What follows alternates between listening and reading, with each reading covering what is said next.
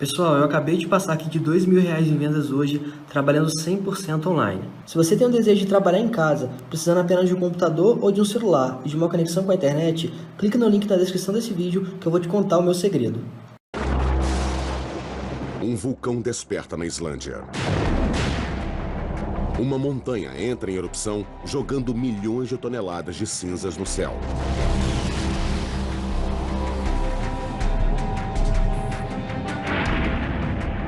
As companhias aéreas logo sentem o efeito. Centenas de milhares de voos são cancelados. Por volta de 10 milhões de passageiros presos. Caos, aviões no chão, companhias saindo do mercado. Um impacto enorme na aviação e deixou a Europa paralisada. O impacto rapidamente se espalhou.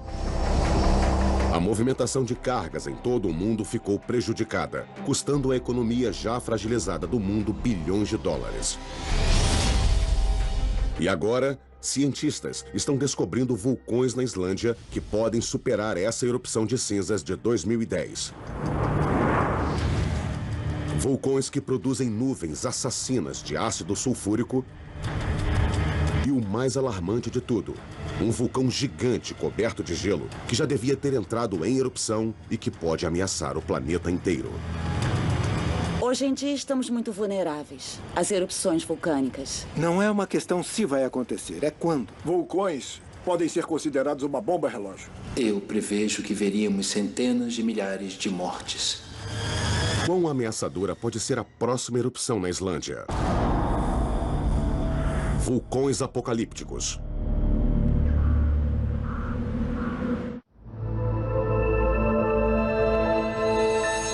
Reykjavik, a capital mais setentrional do mundo.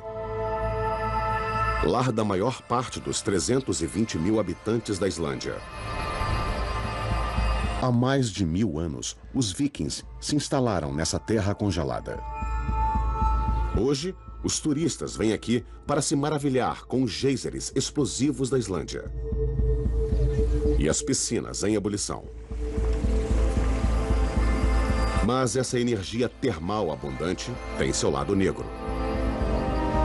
Sua ameaça vulcânica. Em 2010, o vulcão Eyjafjallajökull, apelidado de Eia, ganhou vida. A erupção durou mais de 2 meses. Os islandeses correram para os abrigos enquanto a chuva de cinza caía. Mas os efeitos do Eia foram logo sentidos globalmente, quando as nuvens de cinza se espalharam para as rotas movimentadas das aeronaves transatlânticas. Aeroportos em todo o globo ficaram engarrafados, quando milhares de voos foram cancelados. Mas os cientistas estão com medo de que algo muito pior possa vir da Islândia. Acho que escapamos de boa na erupção de 2010. No futuro, haverá erupções muito maiores na Islândia do que o evento de 2010. Esses cientistas estão descobrindo os efeitos devastadores das erupções vulcânicas do passado. E tentando prever como as consequências mortais se espalharão na próxima erupção.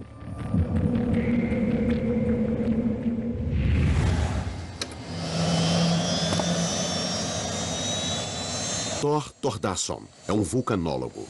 Oi. Ele conhece bem as ameaças vulcânicas da Islândia, tendo passado quase 30 anos mapeando sua geologia complexa. O incrível sobre a Islândia é que há 30 sistemas vulcânicos ativos. A Islândia tem o tamanho do Kentucky.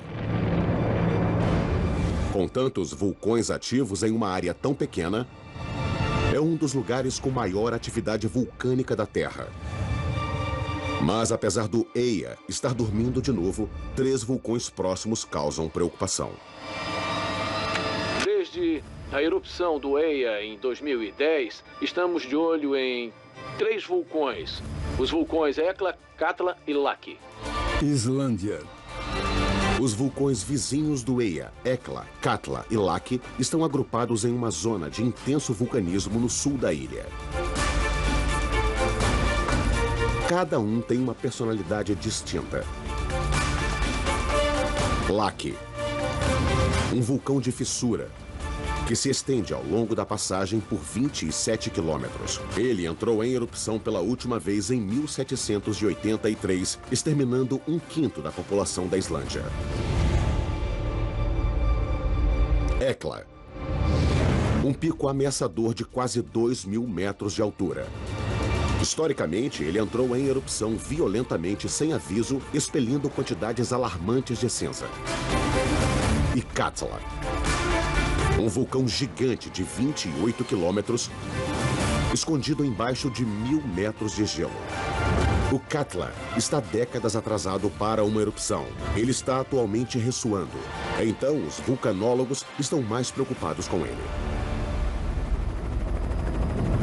Então, por que a Islândia tem tantos vulcões ameaçadores comprimidos em uma área tão pequena? É o resultado da sua localização única. A Islândia fica no Atlântico Norte, entre a América do Norte, Groenlândia e a Europa. Aqui, duas placas tectônicas da Terra estão se distanciando, e a Islândia atravessa suas fronteiras. Abaixo está um ponto quente, uma enorme ressurgência de rocha quente das profundezas da Terra. Conforme a rocha sobe, ela produz magma.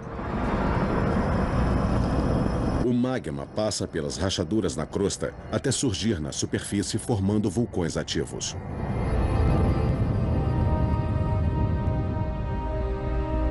Um dos motivos para ser difícil prever erupções vulcânicas é que tentamos prever o comportamento de algo que não conseguimos ver. Não conseguimos ver o magma, que é a fonte desses eventos. Acima do solo, Eyja, Laki, Hekla e Katla parecem ser vulcões separados.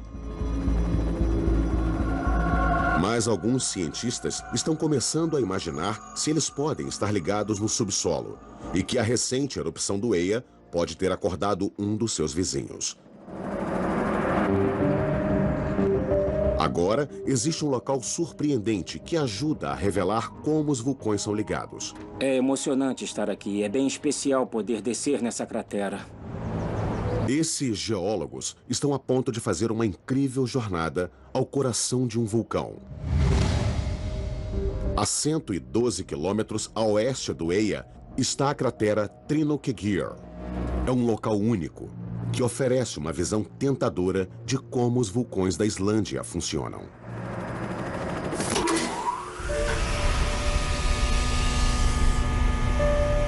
Vamos passar por aqui. É bem estreito. Você passa por pouco. Isso é muito legal. Depois de se espremer pelo corredor, eles são confrontados com uma visão incrível. Nossa, olha só isso. É lindo. Uma vasta câmara, estendendo-se 140 metros abaixo da superfície. Há 4.000 anos, quando o magma escoou, a câmara permaneceu notavelmente intacta. É o único lugar na Terra em que os cientistas podem estudar um vulcão por dentro. É incrível. Realmente impressionante. Freystein Sigmundsson está procurando evidências de como vulcões como esse são alimentados por rochas derretidas. Tem sido um mistério, até agora. Olha isso. Tá vendo o gelo aqui? Nossa, é muito legal como isso sobe. Esse é um lugar único. É fantástico. Podemos ver as fissuras que alimentaram esse vulcão com magma. Essa linha preta na parede aqui é uma rachadura que fornecia magma para a erupção. Agora o magma está sólido e seco nessa fissura. Essa fissura agia como uma veia gigante, bombeando magma para a câmara horizontalmente, assim como das profundezas. Com essa fonte, podemos claramente ver os dois lados. A fissura passa através da câmara e vai para o outro lado. E Freystein quer descobrir que direção ela tomou. Se você rastrear, pode adivinhar a orientação dessa abertura. Ao delinear a fissura de cada lado da câmara, a equipe descobre a rota exata que ela tomou e faz uma descoberta importante. O que descobrimos foi que elas podem ter muitos quilômetros. Elas são como folhas finas. Elas podem vazar através dos cânions. Então, apesar de os vulcões parecerem isolados na superfície, fissuras carregando magma podem ligá-los abaixo da superfície. E essa é uma consideração importante para tentar prever qual dos vulcões da Islândia poderá entrar em erupção a seguir. Historicamente, o Katla entrou em erupção pouco depois do Eyja, em mais de uma ocasião, sugerindo que fissuras subterrâneas escondidas podem ligá-los. Se for verdade, a erupção recente do Eyja em 2010 pode ser o gatilho que despertará o gigante coberto de gelo Katla de novo? Ou um dos seus outros vulcões vizinhos? E quais seriam as consequências?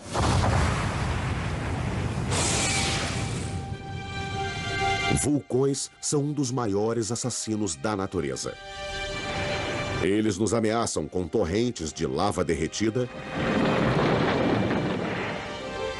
nuvens de cinzas sufocantes e névoas de gás tóxico. E no passado, os habitantes da Islândia foram os que mais sofreram.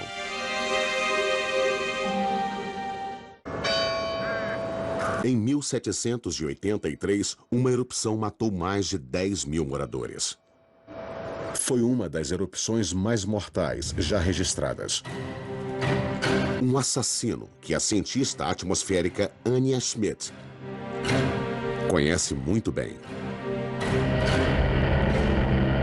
O vulcão que Anja está interessada fica a 80 quilômetros a nordeste do Eyja, a fissura chamada Laki.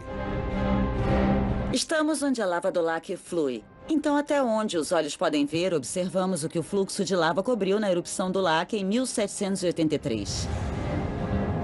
Só para dar uma ideia da escala, a área que o fluxo da lava cobriu é 10 vezes o tamanho de Manhattan. O Laki produziu tanta lava por causa do seu caráter vulcânico. O Laki tem uma personalidade especial, é muito diferente em termos de estilo de erupção, diferente de outros vulcões. É o que chamam de erupção de fissura, que irrompe num sistema de ventilação linear. Um sistema de ventilação linear funciona assim.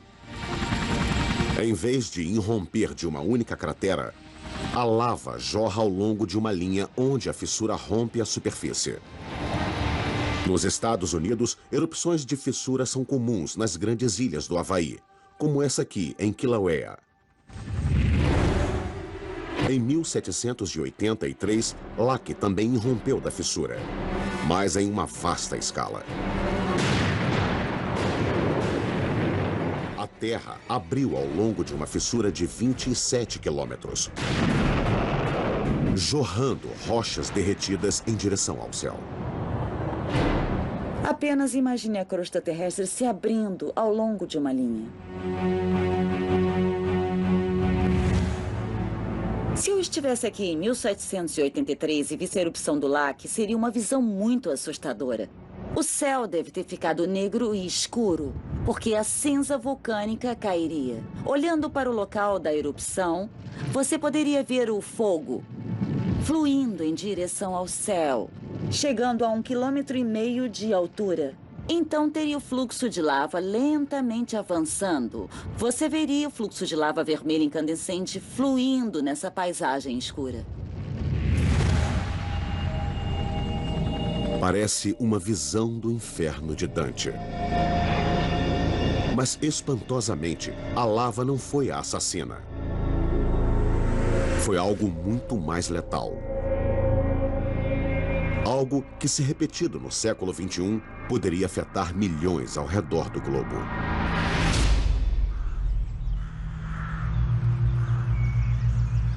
No coração da zona rural inglesa está a evidência perturbadora desse possível desastre. Aqui, nos registros da igreja, o geocientista forense John Grattan está descobrindo pistas que revelam o alcance da erupção mortal do Laki.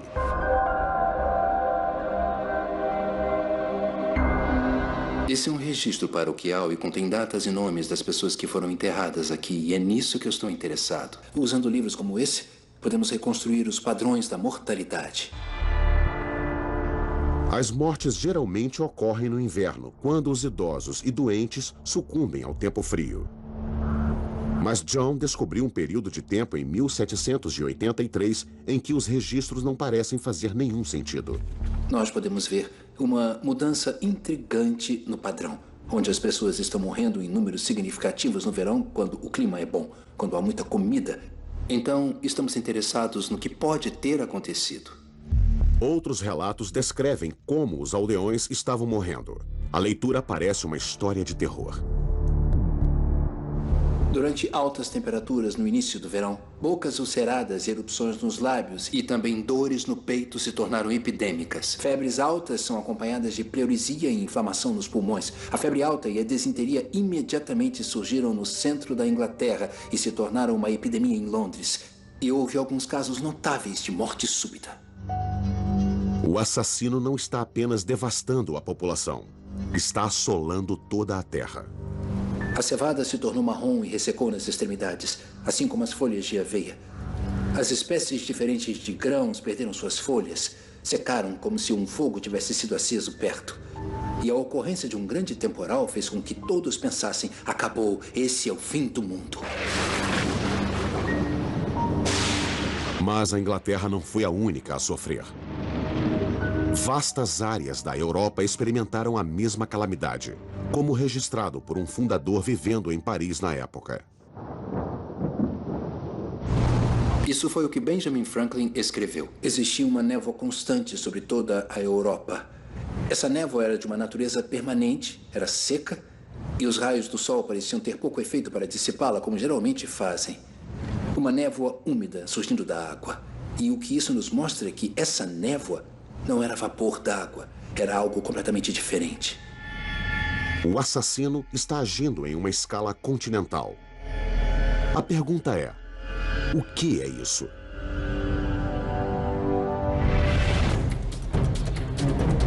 Edimburgo, capital da Escócia. Nos laboratórios da universidade, o geólogo Chris Hayward examina a lava do laque.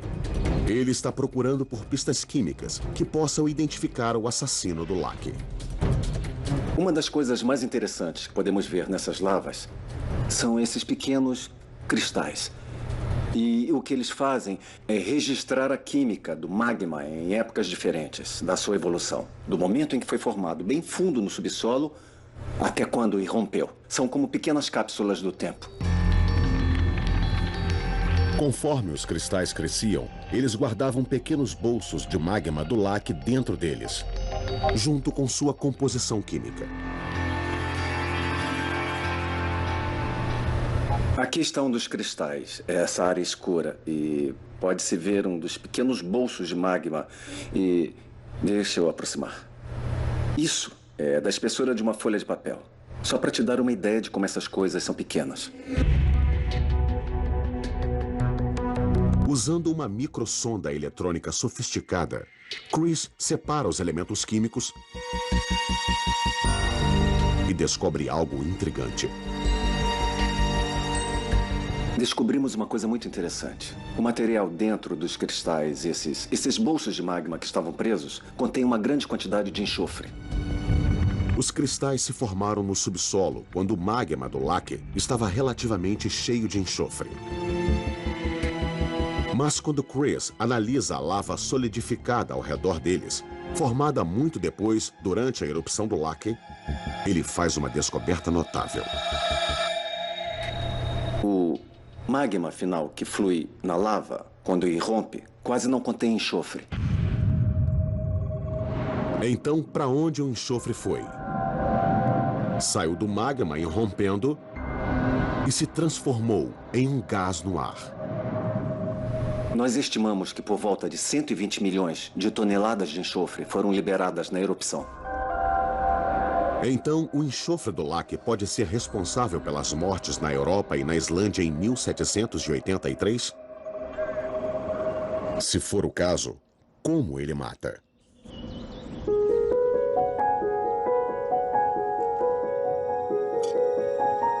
O químico Andrea Sela tem a resposta. O enxofre, na verdade, é muito abundante. É um dos 20 principais elementos da crosta terrestre. E o enxofre nativo geralmente sai da Terra em áreas vulcânicas e cria esse material verde-limão maravilhoso. Ele também tem um odor bem distinto. Se pegarmos uma amostra de enxofre em pó comercial e tirarmos a tampa e dermos uma rápida cheirada, ele tem um cheiro delicado, cheiro quase evocativo. É um pouco parecido com um ovo cozido recém-cortado. É o tipo de cheiro que você sente perto de nascentes de água quente ou banhos termais. Algo que você associa ao vulcanismo. Ao longo da história, o enxofre tem sido associado à lama fervente, vulcões e o inferno.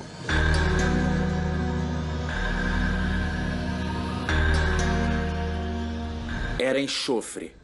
O diabo. Era claramente uma substância perigosa e poderosa. E para demonstrar isso, o que acho que devemos fazer é aquecer um pouco de enxofre e ver as coisas maravilhosas que ele faz.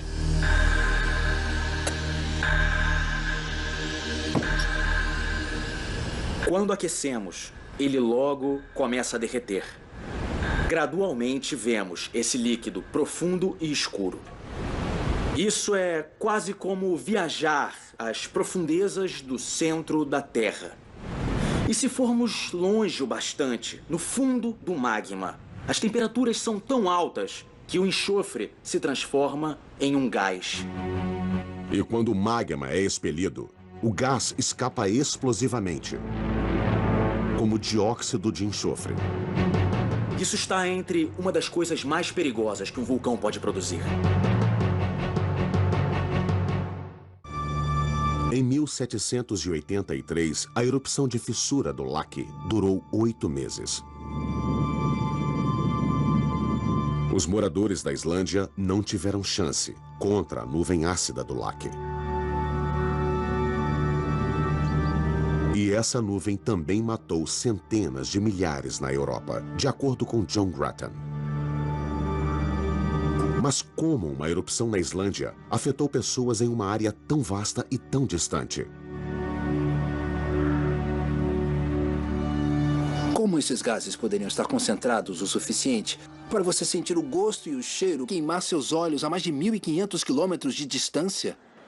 A resposta para isso não está na erupção do Lac, mas no clima. Durante a última semana de junho, em 1783, as altas pressões invadiram o noroeste da Europa, trazendo um bom clima de verão. Mas também permitiram que algo perigoso, que estava na atmosfera, descesse. É onde os gases vulcânicos estão. Eles foram sugados para baixo, arrastados para a superfície da Terra e são como um maçarico, destruindo o ambiente abaixo deles. A alta pressão age como um grande funil. O ar descendo da atmosfera traz consigo os gases venenosos do Lac.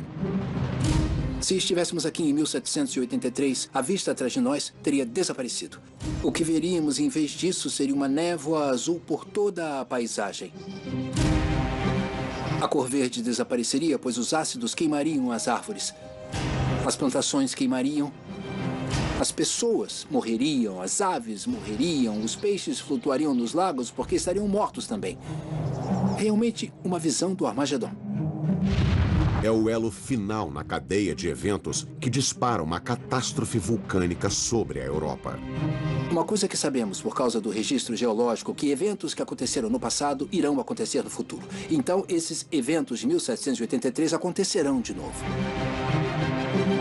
Que cenário assustador nos espera se isso acontecer?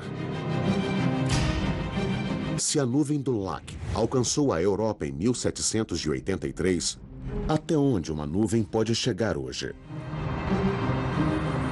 Anya Smith pegou a produção de enxofre do Lac da erupção de 1783 e, usando um modelo digital, projetou na atmosfera de hoje. É uma visão perturbadora. Então a erupção começa na Islândia e, como podem ver no modelo, a nuvem de enxofre se espalha pela Grã-Bretanha, Alemanha, França e Espanha. Não está apenas afetando a Europa, mas também a América do Norte. Então, ao longo de 8 meses, o hemisfério norte todo fica coberto por uma nuvem de enxofre por causa de uma erupção na Islândia. Então, como isso poderia nos afetar? Muitas cidades já geram poluição que causa mortes prematuras por asma, doenças no coração e pulmões. Uma nuvem tóxica da Islândia pode ser o ponto de ruptura.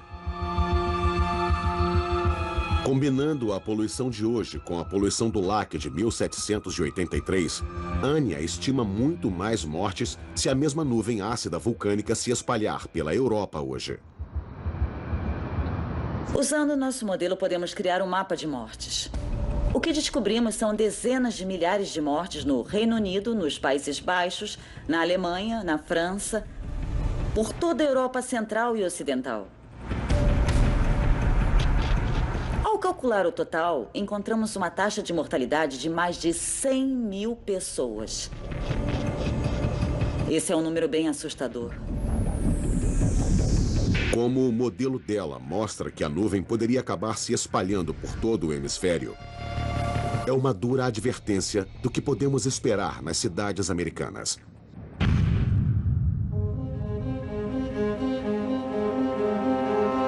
Mas os vulcões da Islândia apresentam outra ameaça. 72 quilômetros a oeste do lac está o Hekla. A quase 2.000 metros, a torre em forma de cone do Hekla se destaca acima da paisagem. Ele é um dos vulcões mais ativos da Islândia, tendo entrado em erupção mais de 20 vezes nos últimos 1000 anos. A última erupção do Hekla foi em 2000, e recentemente suas erupções têm sido leves. Mas Thor descobriu um lugar que mostra o quão explosivo ele pode ser. E com o Hekla, tudo se resume a cinzas. A montanha é coberta de neve. Ao fundo é o próprio vulcão Hekla. E em primeiro plano, essa camada de cor clara que está no topo saiu do Hekla há 3.000 anos. Essas camadas de cinza revelam muitas coisas para Thor sobre o passado explosivo do Hekla. O motivo para passarmos um tempo estudando essas camadas é que podemos conseguir informações sobre a natureza da erupção, a intensidade, o poder explosivo e como afetou a Terra. Ele descobriu uma erupção em particular do Hekla 3.000 anos atrás que liberou uma quantidade enorme de cinzas. Se você olhar para essa paisagem ao nosso redor, toda a superfície está coberta com a cinza que tem 4 metros de espessura. E não importa para onde você olha, está ao seu redor. Isso te dá uma boa indicação de quão poderosa, quão forte aquela erupção foi. A erupção explosiva do Hekla criou essa paisagem árida. É feita de camadas e mais camadas de cinzas formadas a partir de magma pulverizado. E é típica da família de vulcões do Hekla, os estratovulcões. A maioria dos vulcões do mundo produzem grandes erupções. De tempos em tempos, temos uma grande explosão. Agora temos uma erupção aqui. É exatamente o que aconteceu em Washington em maio de 1980. O Monte Santa Helena, o estratovulcão mais famoso da América, entrou em erupção. O magma provocou um terremoto e um grande deslizamento de terra.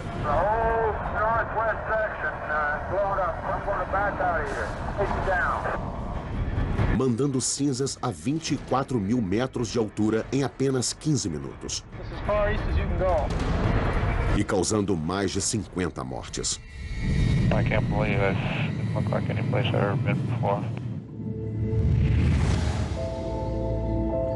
O estratovulcão mais famoso da Europa é o Monte Vesúvio.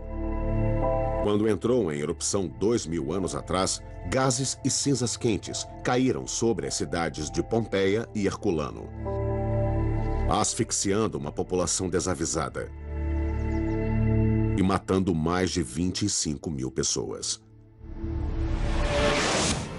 Mas o que Thor descobriu sobre a erupção do Hekla 3.000 anos atrás faz as erupções dos montes Santa Helena, Vesúvio e Eia em 2010 parecerem insignificantes.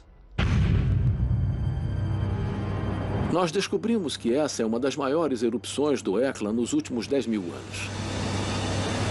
E o volume total desse material está entre 8 e 12 quilômetros cúbicos. Também mandou nuvens de cinza para a Groenlândia e para a Europa continental. Se estivéssemos nesse local 3.000 anos atrás, quando o Hekla entrou em erupção, a primeira coisa que veríamos seria uma enorme coluna de cinzas saindo do vulcão, e daquela nuvem as cinzas sairiam. E junto com isso teríamos rochas como essa aqui, voando pelo ar. Essa tem 9 quilos, então essa erupção teria te matado e você ficaria enterrado em 5 metros de cinza.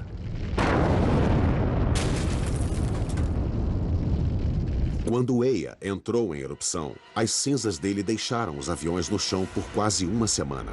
Mas o Hekla pode ser muito mais destrutivo. 3.000 anos atrás, o Hekla produziu 75 vezes mais cinzas. A preocupação é que ele pode estar a ponto de fazer isso de novo. O padrão que detectamos está sugerindo que agora ele está no final de uma fase em que as erupções estão diminuindo em tamanho, indicando que podemos estar entrando em uma nova fase que geralmente começa com uma grande erupção explosiva. Então é possível que o Hekla possa produzir uma erupção explosiva bem grande em um futuro próximo. Que caos podemos esperar se isso acontecer?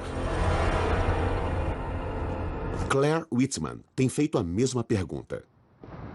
Ela faz parte de uma equipe de resposta rápida no Centro de Consultoria de Cinzas Vulcânicas de Londres, no Escritório de Meteorologia do Reino Unido. É a primeira linha de defesa contra cinzas vulcânicas da indústria da aviação da Europa. E quando o Eia entrou em erupção, a equipe entrou em ação. Nós não vimos nada que realmente tenha expelido uma nuvem de cinzas na Islândia e que chegou à nossa área na história recente. Então as pessoas não acham que isso pode acontecer. A erupção do Eia durou por volta de 39 dias. As pessoas estavam trabalhando sem parar aqui em uma escala que nós nunca tínhamos visto. No minuto em que a erupção acontecer, observadores na Islândia entrarão em contato.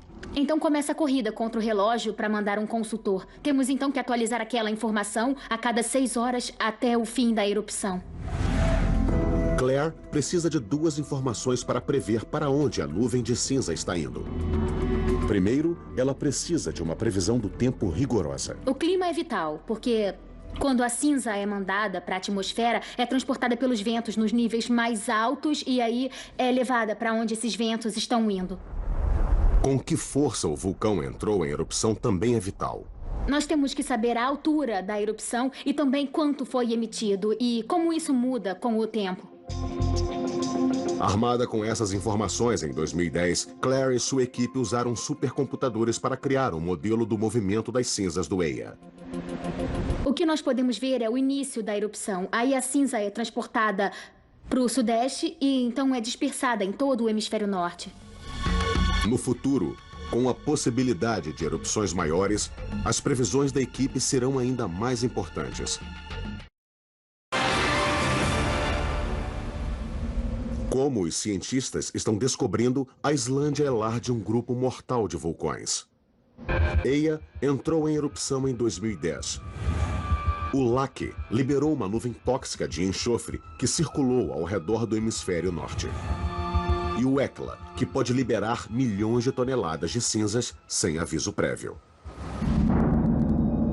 Mas a maior ameaça é o seu vizinho inquieto. Hoje ficaria mais preocupado com uma erupção no estilo do Katla. Uma que os vulcanólogos não podem ignorar. A preocupação com Katla é que ele pode entrar em erupção a qualquer momento. O vulcão escondido embaixo do gelo. O Katla está ressoando. Alguns temem que sua erupção possa ser pior do que a nuvem de enxofre do Lac e as cinzas do Hekla juntas. O Katla entra em erupção a cada 50 anos, em média. Sua última grande erupção foi há quase 100 anos. Então a próxima está bem atrasada. Todos os sinais que detectamos do vulcão nos dizem que ele está se preparando para uma erupção.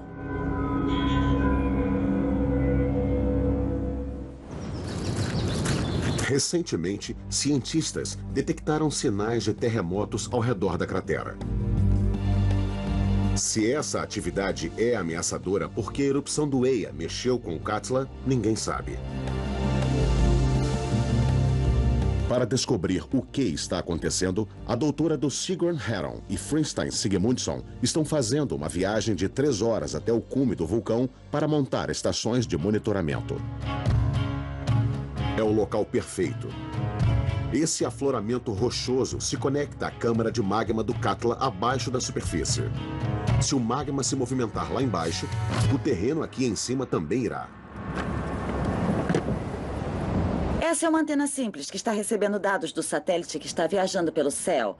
E ligamos a antena a um receptor e o receptor está procurando os dados. Os satélites transmitem sinais para a rede de GPS da Sigrun, que fica ao redor da borda do Katla, fornecendo uma informação extremamente precisa da posição deles. Se a câmara de magma do Katla inflar, sua borda se abre, movendo os receptores. Mesmo um movimento mínimo de menos de 0,3 milímetros pode ser detectado. 42943. Então, magma, rochas derretidas estão vindo de grandes profundidades para o vulcão. E o que temos é uma câmara de magma que é apenas como um balão. Imagine que você coloca ar no balão e ele infla. E podemos sentir isso na superfície. E há indicações de que a câmara do Katla está realmente inflando. É tão rápido que podemos dar uma olhada nos dados da estação de GPS que está bem ali, usando o computador. E conseguimos isso durante a erupção do Eia. Isso é de 2010 e agora esse é de 2012. E você pode ver que a tendência geral aqui é subir. Então a câmara de magma inflou quase 8 centímetros. Isso é bastante. A câmara de magma do vulcão Katla está inflando. As leituras do GPS mostram que o Katla pode estar se preparando para uma erupção. Então, qual é o pior que podemos esperar dele? Thor tem investigado camadas de cinza negra que o vulcão expeliu em 934. O que ele descobriu o deixou alarmado. Aqui temos... A parte inferior do depósito era o fundo. É um grão bastante grosseiro. E é com isso que temos que nos preocupar. Eventos explosivos como esse produzem muita cinza. Vulcanólogos mediram a espessura e extensão dessas camadas de cinza, permitindo que calculassem o volume do material que o Katla expeliu 1000 anos atrás. Os resultados nos mostram que essa erupção do Katla, em termos de volume de material, produziu o dobro da erupção do Katla de 3.000 anos atrás. O mais perto que chegamos de experimentar uma erupção nessa escala balançou as Filipinas em 1991, quando o Monte Pinatubo entrou em erupção. Essa, uma das maiores erupções da história moderna, ressoou por pouco mais de uma semana, expelindo uma média de 10 quilômetros cúbicos de cinza na atmosfera. Mas a cinza do Katla revelou que ele pode ficar em erupção por muito mais tempo. Há muitas e muitas camadas lá. Quer dizer que essa erupção teve muitos e muitos eventos explosivos. É uma erupção complexa e provavelmente durou pelo menos um ano. Como se uma erupção de cinzas de um ano não fosse ameaçadora o bastante. O Katla também expeliu 220 milhões de toneladas de enxofre, muito mais do que o Lac em 1783. É o dobro do Lac.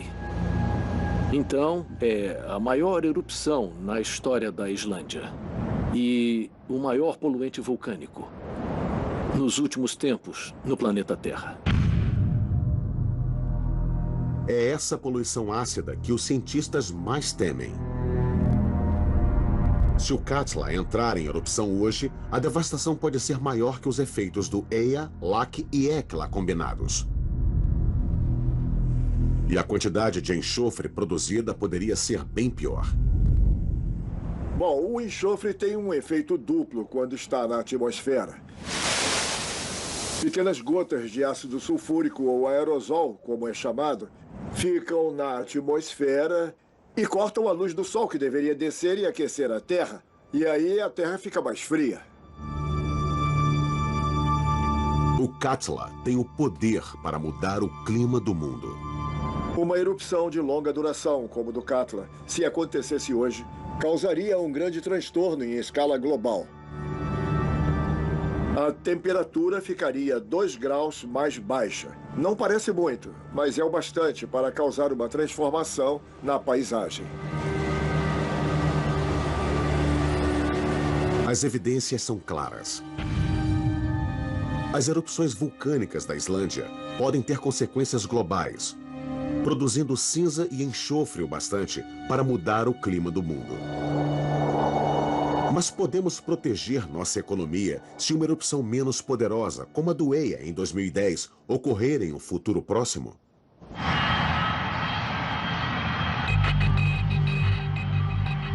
É uma pergunta vital para a indústria da aviação, pois os aviões serão os primeiros a sentir os efeitos.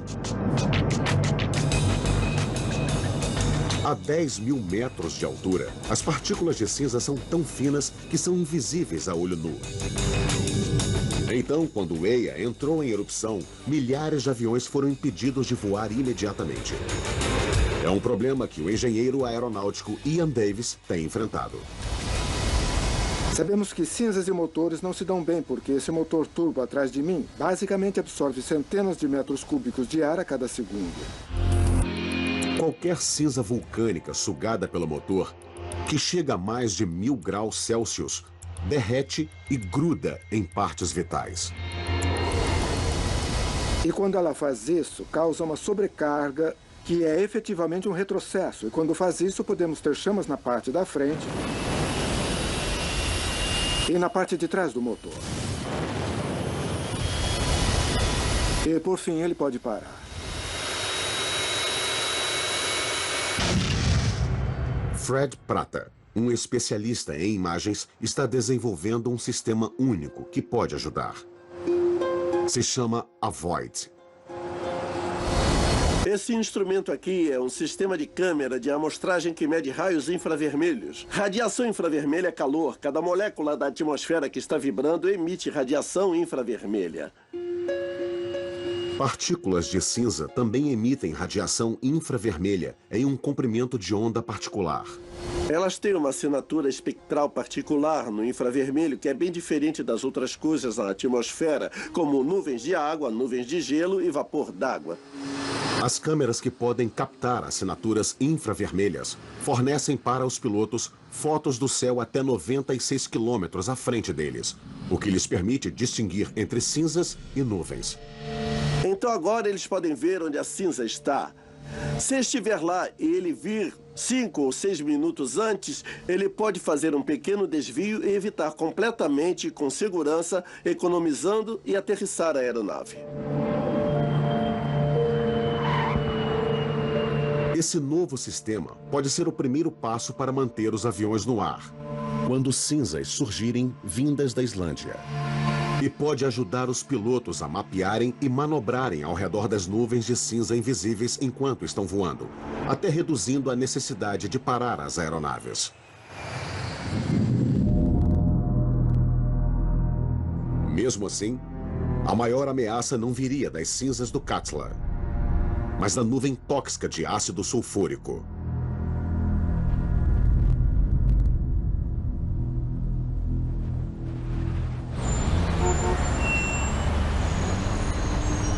Se enfrentássemos uma erupção vulcânica gigante hoje, uma grande resposta seria necessária para nos proteger.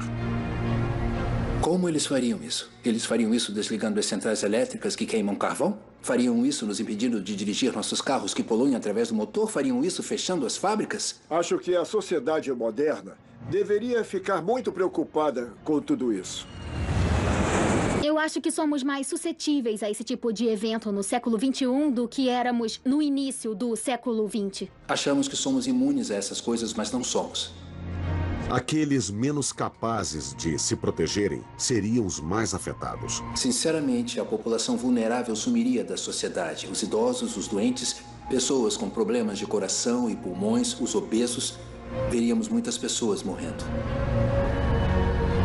Hoje temos uma sociedade que depende das viagens aéreas. A maneira que carregamos comida, cargas, pessoas ao redor do mundo agora, qualquer ruptura nisso seria devastador. Uma sociedade que está delicadamente ligada. Então, uma grande erupção vulcânica realmente vai destruir essa rede de conectividade. Todas essas redes serão partidas, não vão mais funcionar. Vidas foram jogadas no caos, quando Eia, um vulcão relativamente pequeno, acordou em 2010. Quão pior será, se e quando um dos vulcões apocalípticos da Islândia entrar em erupção de novo?